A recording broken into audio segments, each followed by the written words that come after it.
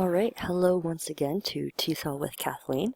Today I am going to be talking to you about EdPuzzle, and specifically how to use EdPuzzle and what are some advantages of EdPuzzle. So you want to go to the website edpuzzle.com, and now we're going to log in. So you want to make sure you're logging in as a teacher and not a student. Okay, so this is what my homepage to EdPuzzle looks like. So I've already created an assignment for a class that I created. So that's the first step you're going to want to do, is to create a class. So you can either create one through EdPuzzle on its own, or you can also import from Google Classroom. I have not used this function yet, as my school does not use Google Classroom, but I think that is a great feature in order to incorporate that aspect. So if you want to add a class, you click this button, and then you can provide it a class name. So English as a second language, ESL. And then you can invite your students. So you can give your students this code or provide this link through an email or through Twitter if you use that in your classroom. But the students will need to register with their email in order to be using this code or to make this link work. So make sure that your students are registered through EdPuzzle.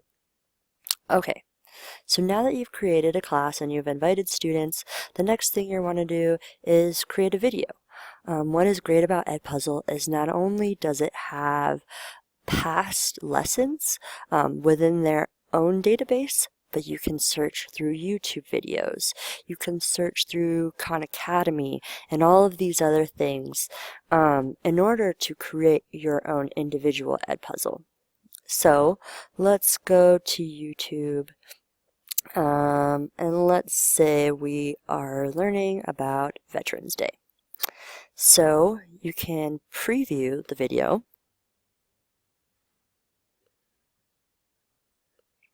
and then after you've watched part of it or all of it, you can decide if you want to use it or not. So if you do want to use it, click the button. There are 4 different things in EdPuzzle that can alter these videos. So we have cropping, audio track, audio notes, and quizzes. So cropping is pretty self-explanatory. It shortens the video, so your students can see exactly what you want them to be learning about. So instead of a video that's 2 minutes and 37 seconds long, it's now a minute. So you're really focusing in. So that's all you have to do to crop. If you ever get lost or confused, something that's great about EdPuzzle is they always have tutorial videos right there on every single page, and it walks you step by step of exactly how to do each little bit, which is great. Then we can go to audio track. And what audio track allows you to do is to record over or alongside your video. All you need to do is hit this button, and as you are talking now over the video and using your words maybe to elaborate on something else. Something that's unique about this is you have to record the whole entire video, even if you don't decide to record your voice again, in order for this function to save. So that's pretty important to know.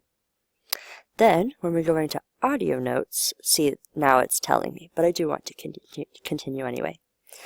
So audio notes allows you to stop the video for a moment and have students listen to something that you maybe want to go more in depth about. And it's very easy, so you can move it to wherever you would like. When you want to record your audio note, you just press on this orange microphone, and as you can see, now my voice is registering through the microphone, so this audio note is recording. Stop, and if you want, you can play it back again. Alright, so, and then you can continue adding more wherever you would like, and that's what that function is. And that's great because it also allows you to elaborate maybe more and get students to critically think about specific questions that you have about the video that you're watching. And then the final thing is you can create quizzes. Not only is it just a quiz, but you can also add comments as well. So you can have open-ended questions for students. You can have multiple choice, where this is the right answer or wrong answer, right answer. You can even add more answers as well. You can include links and pictures. You can format your text however you would like, and it allows you to have a lot of options. Something that I think is great about EdPuzzle is it's very easy to use, and it's very unique. And not only can you create your unique video and share it to your class, but you can also share it to the EdPuzzle community. And that means that you can also use other videos that people have created in the EdPuzzle community, which is great. And you want teachers sharing with one another. So let's say I want an open-ended question. So what is Veterans Day? And I will save that. And students can answer however they would like. Now once I'm satisfied with whatever I have done here, I can press finish. So I can either share it with anyone, or I can assign it to a certain class. So let's say I'm going to assign it to my ESL class. Something that's unique is it has these superpowers. So prevent skipping is it allows your student to watch the whole video. So it can't forward at any given time to get to those questions faster. And then you can also add a due date. So when exactly do you want this to be due? So let's say Thursday, January 21st by midnight. And then you hit send. And it will come up in your feed looking like this. So the due date, how many people have completed it, and how you are able to share it. So you can have a direct link, or you can get an embed code, and it also provides you that class code once again, which is great. So that is a little bit about EdPuzzle. Feel free to comment about your experience using it in the classroom. I would love to hear it.